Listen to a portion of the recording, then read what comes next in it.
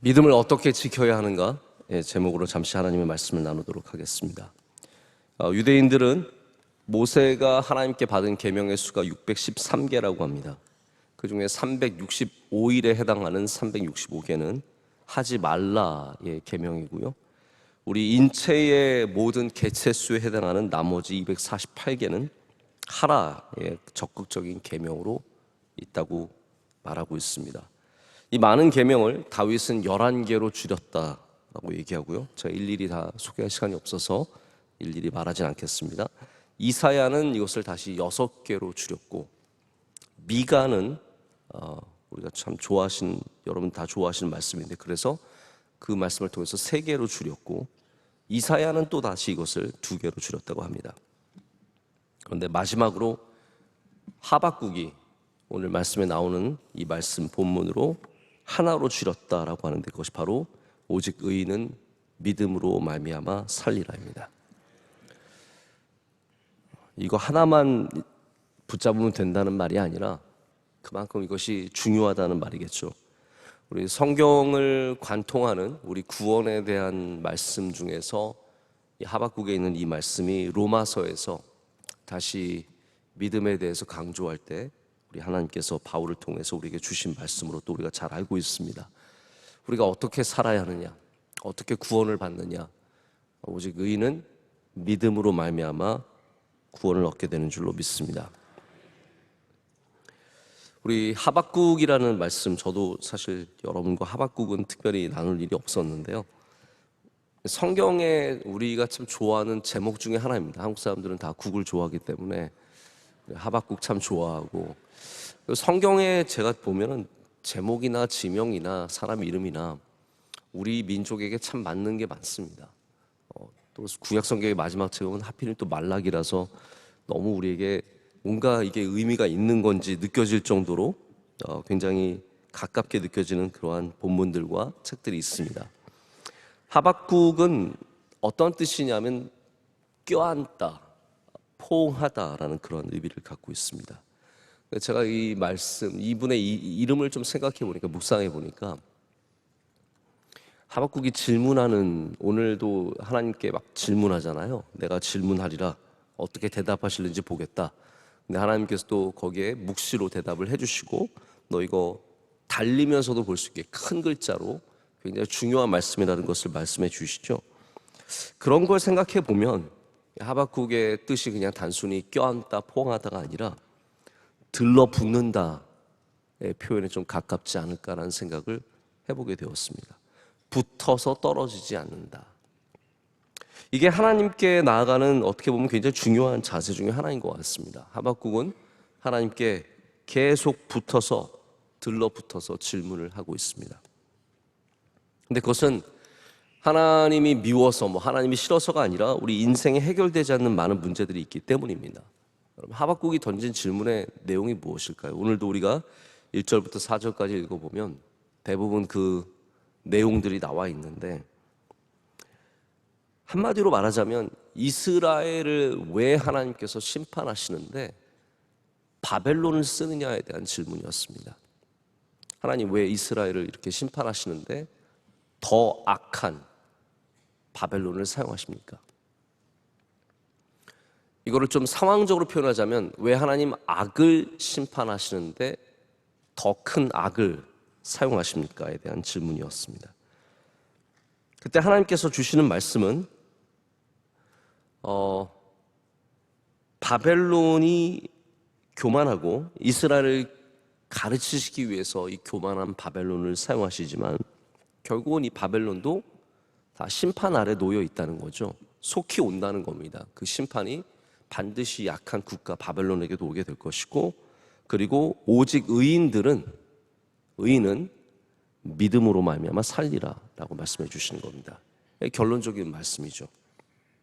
그래서 오늘 4절 말씀도 그의 마음은 교만하여 그 속에 정직하지 못하나, 이게 악한 자들이죠. 우리 주변의 악한 자들, 왜 나보다 잘 되는 것 같지? 바벨론, 어떻게 저 나라가 저렇게 잘 되지? 이런 모든 것 속에 하나님께서 주시는 말씀은 그런 거 너무 신경 쓰지 말라는 거예요. 그 악한 자들, 5절부터 그 쭉 말씀이 나와 있습니다. 거짓되고 술 마시고 뭐 이런 쭉 이런 사람들 나왔는데 우리는 그 믿음을 지키고 믿음 가운데 거할 때 믿음으로 말미암아 살 것을 말씀해 주십니다. 그래서 바벨론도 심판을 받게 됩니다. 바벨론이라는 나라가 대단한 나라인 것 같았지만, 영원한 나라일 것 같았지만 그 바벨론도 심판을 받습니다. 지금 원로 목사님 바벨론 땅에 가셔서 바벨론 땅을 둘러보고 계시고 그곳에 어떤 멸망이 임했는지도 다 보고 계십니다. 이 믿음 안에는 그래서 인내와 지속이라는 굉장히 중요한 요소가 들어 있습니다. 믿음은 어떻게 지켜야 합니까? 인내함으로, 지속함으로 지켜야 된다는 거죠. 로마서가 전하는 내용도 사실은 마찬가지입니다. 유대인들과 이방인들과 이 모든 사람들이 결국 심판받을 때는 뭐로 사냐는 거예요. 우리가 언젠가는 다 심판을 받게 되어 있는데, 그 심판 아래 놓여 있는데, 유대인이나 이방인이나 모든 사람들은 믿음으로 믿음에 이르고 오직 의인은 믿음으로 말미암아 살리라. 이것이 결론적으로 주시는 말씀이에요. 그래서 우리가 뭐 잘한다고 공로를 세운다고 나중에 심판날에 사는 것이 아니라 믿음을 지키고 살아야 산다라는 것을 하나님께서 우리에게 다시 말씀해 주시는 겁니다. 여러분, 믿음이 좋다라고 우리가 말할 때 보통 뭘 가지고 믿음이 좋다고 얘기하십니까? 제가 한번 저의 경험을 통해서 아주 좀 우리 안에서 있었던 경험적인 좀 얘기를 좀 말씀을 드릴게요. 제가 볼 때 교인들이 누가 믿음이 좋다라고 생각하시거나 누가 믿음이 좋다고 말할 때는 우선은 헌신과 성실함이 있을 때 꼭 그렇게 말하는 것 같습니다. 오늘 새벽 예배 나오신 분들, 아주 오랜만에 나오신 분들도 계실 텐데 대부분 우리 새벽 예배 나오면은 믿음 좋다고 얘기하죠. 여러분들은 스스로 그렇게 말은 못하겠죠. 근데 대부분 그렇습니다. 그리고 교회는 잘 나오는 것 같은데 새벽 예배 한 번도 안 보이면 저 사람 믿음 있는 사람인가? 한 번씩 생각을 해보게 되는 이유는 이 새벽 예배 안에 헌신과 성실함이 들어있기 때문입니다. 저는 늘 우리 새벽 예배 위원회들 뵈면 참 귀한 분들이다, 너무 훌륭한 분들이다, 그런 생각이 드는 게 그 자리를 지키는 게 결코 쉽지 않기 때문입니다. 우리 낮 예배 때 보면 새벽 예배 때 보는 분들은 제가 얼굴을 금방 알아봅니다. 낮 예배 나오실 때 저분은 새벽 예배 나오시는 분이시지, 저분은 새벽 예배 때 한 번도 본 적이 없네? 이런 생각을 하면서 믿음을 그거로 판단할 때가 있습니다. 우리 모든 예배와 모든 섬김 중에 새벽 예배처럼 분명하게 헌신되고 성실한 부분이 어디 또 있겠습니까? 자, 제가 이 얘기를 길게 할 수는 없는데, 그러나 보이는 것이 다 믿음은 아니죠. 필립 얀스의 책, 우리 한동안 나눴던 놀라운 하나님의 은혜라는 그 책을 보면 이분이 고등학교 때 굉장히 존경했던 형의 얘기가 나와요. 동네 교회에 형이 하나 있었는데 믿음이 너무 좋은 거예요. 뜨거워요. 아주 보수적이고 뭐 신랄하게 어떤 믿음의 행위 아닌 것들에 대해서 비판하고 너무너무 열심히 하는 형이에요. 근데 이 형이 미국에 살다가 호주로 이민을 갑니다.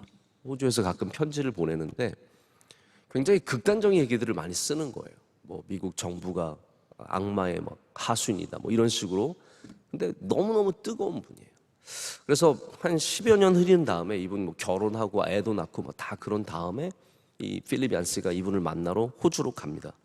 이 얘기 굉장히 긴 얘기예요. 그 책 안에서. 그리고 굉장히 중요한 얘기이기도 합니다. 제가 짧게 전하는데 결국 호주에 갔는데 그분이 갔더니 감옥에 있는 거예요. 왜 감옥에 있느냐? 성범죄를 저질러서 감옥에 들어간 거예요. 그래서 얀스가 큰 충격을 받습니다. 겉으로 보기에 누구보다 잘못된 죄에 대해서 비판적이고 어마어마하게 뜨거운 믿음으로 열정적으로 보수적인 기독교를 보호하고 아주 진보와 싸우는, 정말 늑대처럼 싸우는 그러한 전사에 가까웠는데 삶은 완전히 다른 삶을 살고 있는 거예요. 제가 뭐 단순하게 성범죄라고 말씀드렸지만 정말 너무너무 잘못된 삶을 살아가고 있는 거예요. 그래서 여러분, 우리가 믿음을 무엇 하나만으로 판단하기가 참 어렵습니다. 그냥 뭐 열심을 내면 좋은 믿음의 사람이냐? 그래서 사실 속지 마셔야 돼요, 여러분들도.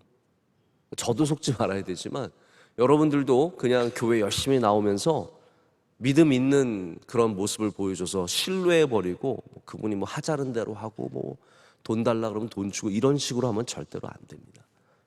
자, 그래서 두 번째는 따라와야 되는 게 성품이죠. 우리가 신학적으로, 제가 지금 신학적으로 규정하는 게 아닙니다. 경험적으로 말씀을 드립니다. 우리 믿음이 무엇이라고 딱 규정하기 전에 성품이 좋은 분들이 믿음이 좋아 보이는 것도 사실입니다. 그렇지 않습니까? 예를 들어서 여러분 가운데 교회 열심히 나오고 예배를 잘 드리지만 뭔가 말로 자꾸 잘못된 말을 하고 실수를 하고 자꾸 힘들게 하고 성품으로 누군가를 어렵게 하면 여러분 스스로 저 사람 믿음 좋다고 생각을 안 합니다. 대부분의 사람들은 성품이 좋아야 또 믿음이 좋은 줄 압니다. 그렇죠? 제가 오늘 제 주장만 하고 있는 것 같아서 별로 여러분 동의를 안 하시는 것 같아서 걱정이 되는데, 제가 새벽이라서 길게 말씀을 못 드리고요. 짧게 지금 굉장히 단순하게 말씀을 드리는데, 세 번째는 의외성입니다. 어려움 중에 소망을 찾는 사람, 우리 믿음 있게 생각을 합니다.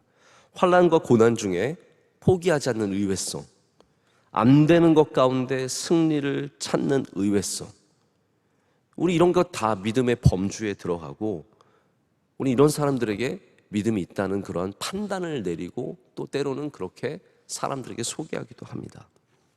자, 이게 제 경험상 우리 교회 안에서 보는 믿음 좋다는 표현 중에 들어있는 많은 모습들이에요.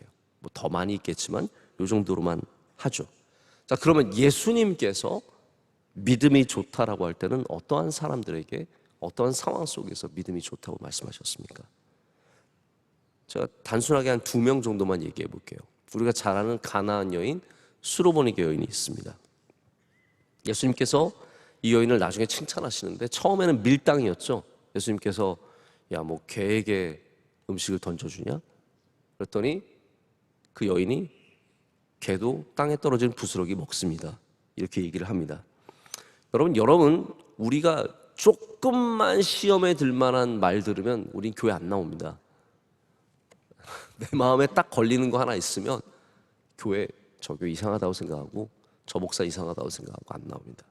근데 이 여인은 예수님께서 개라고 표현을 하셨는데도 거기에 넘어지지 않습니다. 여러분, 믿음의 이런 부분이 굉장히 중요한 겁니다.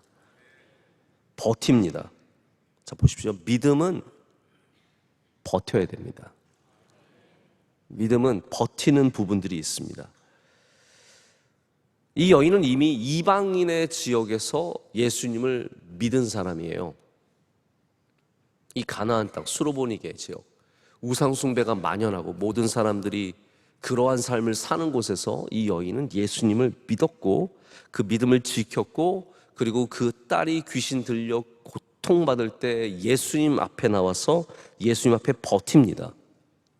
여러분, 이 믿음이 어떤 믿음입니까? 지키는 믿음이에요. 버티는 믿음.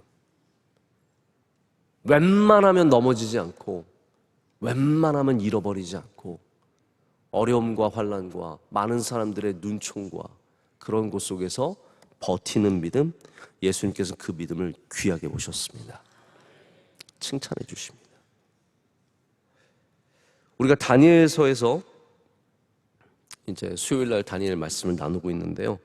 다니엘 중에 다니엘에게 해당되는 가장 귀한 한 단어를 꼽으면 뭐라고 하실 수 있으시겠습니까? 지혜입니까? 혹은 친구들과의 우정입니까? 형통함입니까? 아니면 인간관계술? 왜냐하면 정권을 새 정권 지나서 90살 될 때까지 총리하고 계속 하잖아요. 이런 분들 어디 있습니까? 별로 없잖아요. 인간관계술입니까? 아닙니다. 다니엘서도 딱 한 단어로 정의를 내리자면 지키는 믿음입니다. 믿음을 어떻게 지켰느냐? 바벨론에서, 왕 앞에서, 협박 앞에서 죽음 앞에서 혹은 잘 되는 것 앞에서 너 잘 될래? 믿음 지킬래? 그럼 뭘 선택하시겠어요? 쉽지 않죠. 우리가 어쩌면 환난 앞에서는 환난 중에도 믿음 지킬 수 있는데요. 너 잘 될래? 믿음 지킬래? 하면은 진짜 쉽지 않습니다. 다니엘은 잘 되는 것보다 믿음을 지켰습니다. 이게 다니엘서의 어떻게 보면 핵심입니다. 백부장의 믿음 역시 마찬가지입니다. 백부장도 수로보니게 여인과 같이 이방인입니다. 로마의 군인의 100명의 부대를 이끄는 굉장히 중요한 직책을 맡은 사람입니다. 그는 군인들과 살아가는 가장 세상적인 곳에서 살아가는 이방인이었지만 그는 예수님을 믿었습니다. 할렐루야. 믿음을 가졌고 하인이 죽을 정도로 아팠을 때 예수님 앞으로 나아갑니다. 우리는 백부장의 믿음에서 어떻게 보면 원격적인 믿음, 말씀만 하시옵소서, 그러면 나을 줄 믿습니다. 이런 어떤 원격적인 믿음을 굉장히 높이 보지만 사실 성경이 정말로 보여주고 싶은 것은 지키는 믿음이에요. 로마 군인들 사이에서 이 사람은 믿음을 지킨 겁니다. 많은 사람들이 다른 약들과 다른 것들을 많이 제공했겠지만 그 가운데 예수님 앞으로 나와서 그 믿음을 지키는 것. 급박한 상황에 예수님 앞에 나오는 것과 말씀만 하시옵소서, 저희 종들도 제가 말하면 그냥 그대로 듣습니다, 이런 어떤 그런 다양한 믿음의 모습들이 분명히 있습니다. 그러나 이 모든 것들을 하나의 정말 짜낸 즙으로 만난다면 그것이 바로 지키는 믿음이라는 거죠. 여기 공통점이 뭐냐면 이방인이라는 사실입니다. 이들은 다 이방인이었습니다. 믿음 생활하기 쉽지 않은 이방인. 여러분, 우리 지금 한국에서 대한민국에 살면서 믿음 생활하기가 좋은가요? 우리 대한민국이 종교의 자유가 있는 국가이고 어떤 나라보다도 종교 간의 평화가 잘 자리 잡은 나라입니다. 그럼에도 불구하고 우리 대한민국 사회가 믿는 자에게 얼마나 많은 조롱과 얼마나 많은 핍박과 얼마나 많은 어려움을 주고 있습니까? 여러분, 우리는 영원한 이방인입니다. 그리스도인은 영원한 주변인이고 이방인이고 마이너리티입니다. 우리는 그래서 믿음을 지켜야 합니다. 믿음을 지켜야 합니다. 오직 의인은 믿음으로 말미암아 사는 것입니다. 하박국과 로마서가 다 전하는 것은 우리 구원의 믿음만, 솔라 피데라고 하는 오직 믿음이라고 하는 요소만이 아니라 우리가 끝까지 믿음을 지켜야 구원받는다는 뜻도 거기에 들어가 있는 것입니다. 이 말씀은 그래서 로마서의 말씀, 예수님께서 또한 칭찬하시는 말씀, 믿음이 크도다. 그 믿음, 지키는 믿음, 환난과 핍박과 무시와 멸시 속에서도 지키는 이 수로보니게의 믿음, 세상의 세속 문화 속에서 지키는 믿음, 이거 예수님께서 초대교회에 주시는 메시지입니다. 너희들 믿음 지켜야 된다는 거죠. 초대교회에 주시는 믿음 메시지만이 아니라 오늘 우리에게도 주시는 메시지인 줄로 믿습니다. 여러분에게 주시는, 오늘에 주시는 메시지입니다. 여러분, 오늘 다 세상에 나가실 텐데 믿음 지키시기를 축복합니다. 우리 많이 쉬었습니다. 어제도 공휴일이었죠. 어제도 한글날이어서 제가 시내 나가보니까 사람들이 없어요. 제가 그때 알았어요. 지난주에 너무 많이 쉬어가지고 오늘은 안 쉬는구나. 다들 집에 앉아있구나. 다들 집에서 그냥 좀 에너지 좀 다시 회복해서 회사 나가시려고 다들 집에 계시구나, 그런 생각을 해봤습니다. 여러분, 오늘 세상에 힘차게 나가시길 축복합니다. 믿음으로 나가십시오. 어디를 가시든지, 나를 힘들게 하는 사람이 있든지, 오늘 사업이 어렵든지, 벌써부터 몸이 지치고 피곤하시든지, 여러분 믿음으로 나가셔서 믿음을 지키시면 우리 의인은 오직 믿음으로 말미암아 살 줄로 믿습니다. 우리 명성교회가 믿음으로 말미암아 살고, 여러분의 가정이 믿음으로 말미암아 살고, 모두가 지키는 믿음으로 말미암아 사는 은혜가 있으시기를 축복합니다.